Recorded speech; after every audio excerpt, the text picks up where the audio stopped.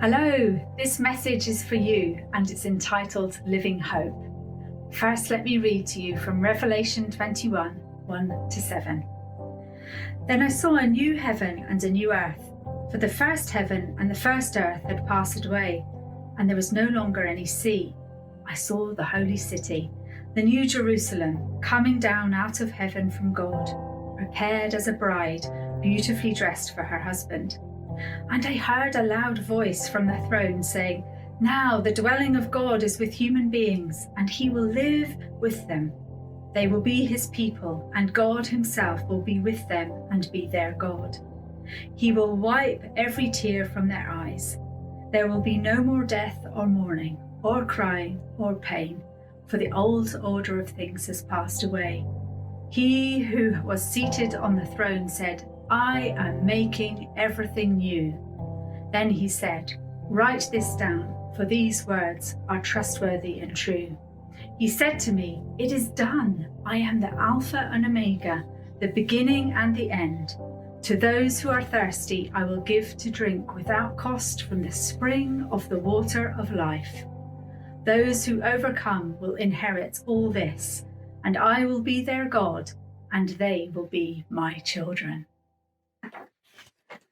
Swing low, sweet chariot, coming for to carry me home. Swing low, sweet chariot, coming for to carry me home.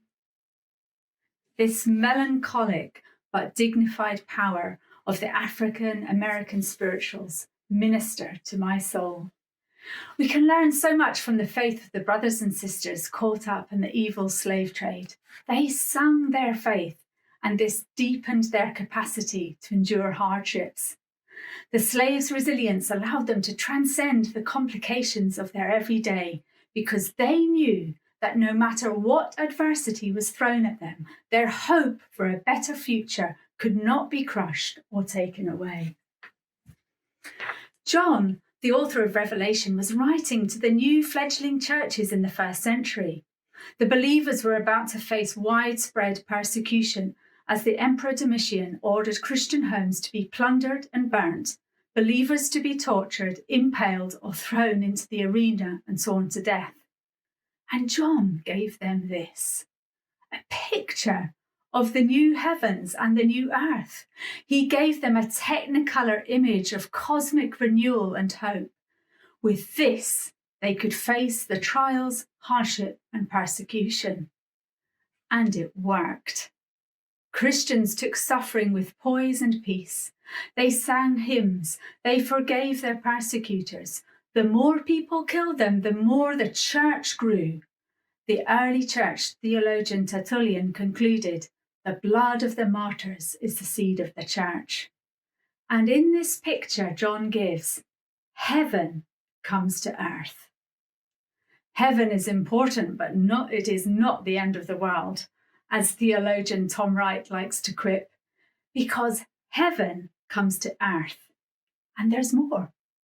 The new Jerusalem, the church, comes down like a bride ready for her wedding day.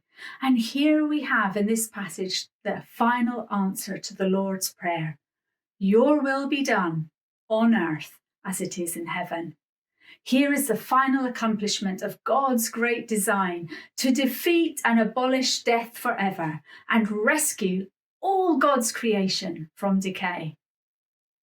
The African American slaves were living hope as they sang and lived their faith despite oppression, discrimination, and torture.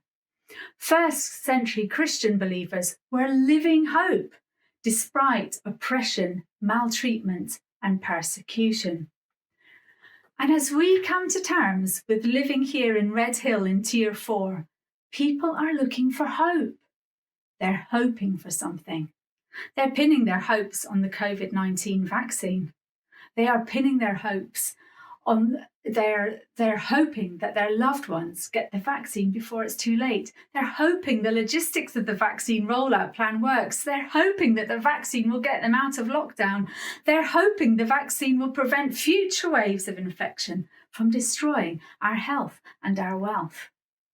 2020 has been a year of disorientation, of fear, of change, of lack of control, of suffering.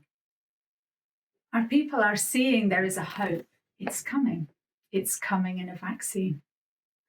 Today, we are to be living hope as we proclaim that there is a hope for today, not just tomorrow. We are waiting.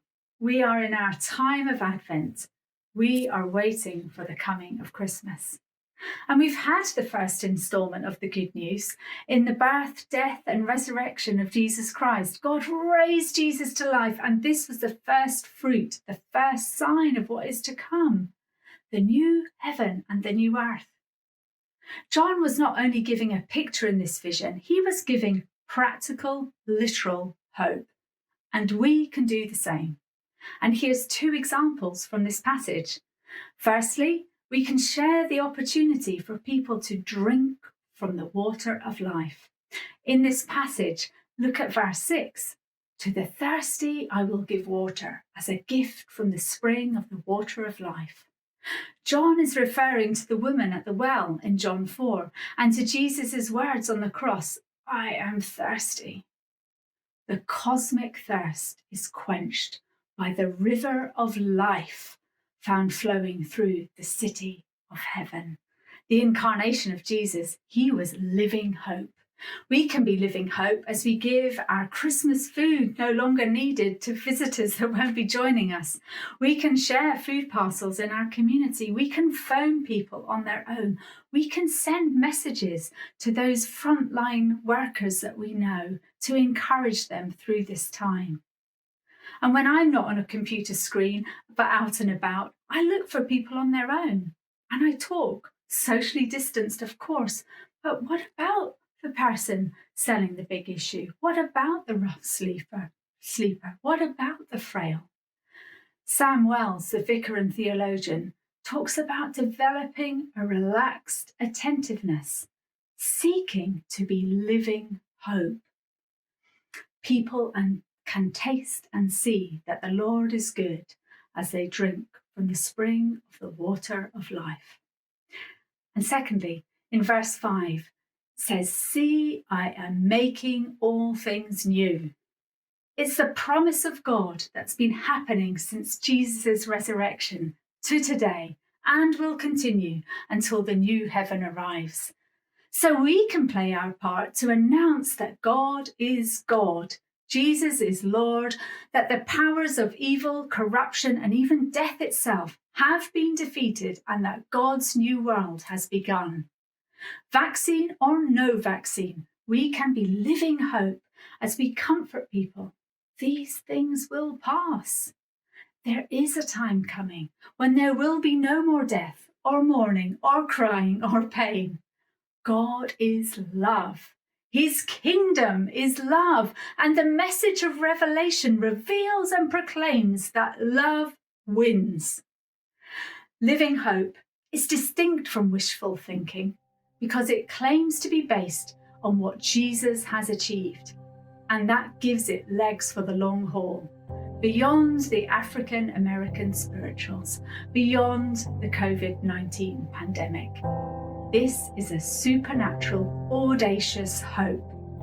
Let's all be living hope as we prepare our community to welcome Emmanuel, God with us, this week.